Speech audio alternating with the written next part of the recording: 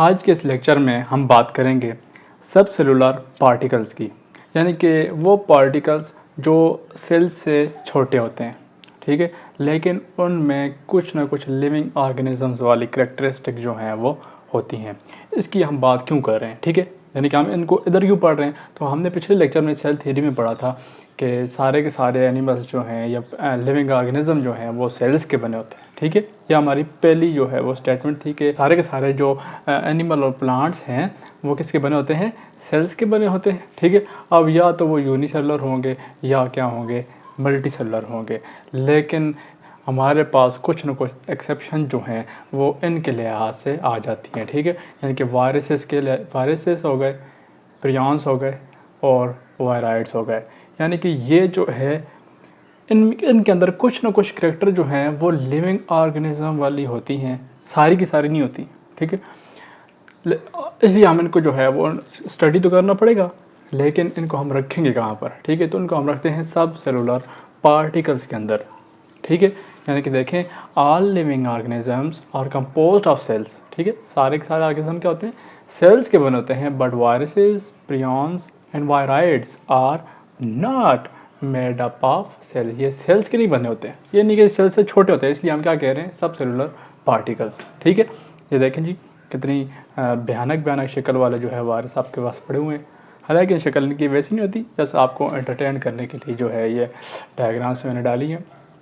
अच्छा, लेकिन ये है कि मैंने आपको पिछली वीडियोस में बताया था, वायरस वाले वीडियो में, अगर आपने वो नहीं देखी तो जाके पहले वो देख लें कि इसमें कुछ करैक्टर जो हैं लिविंग वाली होती हैं और कुछ करैक्टर जो हैं वो नॉन लिविंग वाली होती हैं।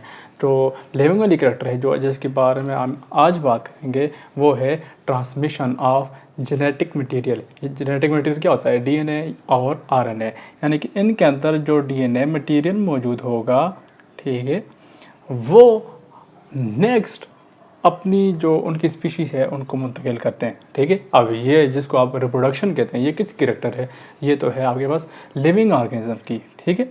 तो इनको यानी कि वायरसेस, प्रियॉन्स और वायराइड्स को हम क्या कहते हैं, सब सेलुलर पार्टिकल्स, और वो किसके बने होते हैं, डीएनए या आरएनए के और प्रोटीन्स के, ठीक है।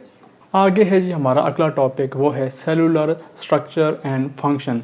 के सेल जो है आपके पास, जो आपके पास सबसे पहली बेसिक चीज़ आती है स्ट्रक्चर के हिसाब से और फंक्शन दोनों के हिसाब से, आपकी लाइफ के अंदर जो है लिविंग ऑर्गेनिज्म में सबसे जो बेसिक चीज़ आती है वो है सेल।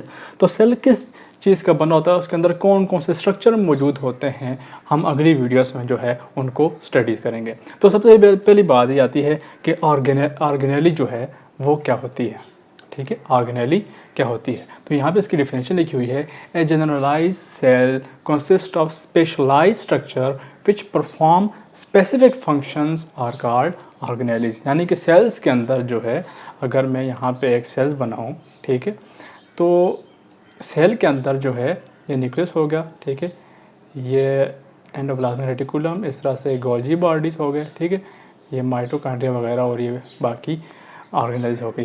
तो ये जो स्ट्रक्चर है आपके पास, ये कुछ ना कुछ स्पेसिफिक काम करते हैं हर एक सेल के अंदर, ठीक है। तो हम इनको क्या कहते हैं, ऑर्गेनेलीज कहते हैं। याद रहे कि सेल के अंदर जितना भी मटेरियल मौजूद है, हम उन सब को जो है वो ऑर्गेनेली नहीं कह सकते, कुछ जो है वो ऑर्गेनेलीज नहीं भी होती।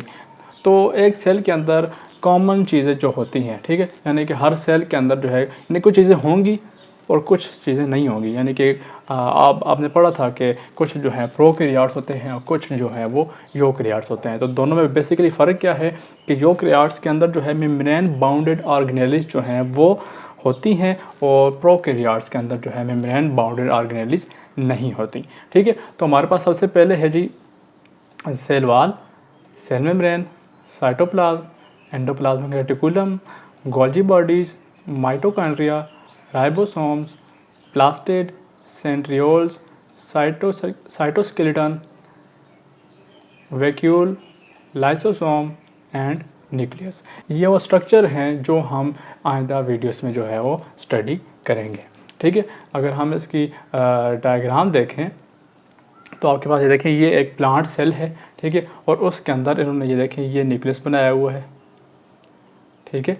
अच्छा, इसके बाद क्या है, यहाँ पे आपको ये जो डॉट डॉट से नज़र आ रहे हैं, ठीक है, ये राइबोसोम्स आ गए, ठीक है। फिर यहाँ पे जो है ये आपके पास एंडोप्लाज्मिक रेटिकुलम आ गया, ये आपके पास गोल्गी बॉडीज आ गई, ठीक है। इसी तरह आपके पास ये माइटोकॉन्ड्रिया आ गया, आपके पास क्लोरोप्लास्ट आ गया, ठीक है। ये सारी की सारी जो ऑर्गेनेलीज हैं वो एक सेल के अंदर जो है वो मौजूद होंगी।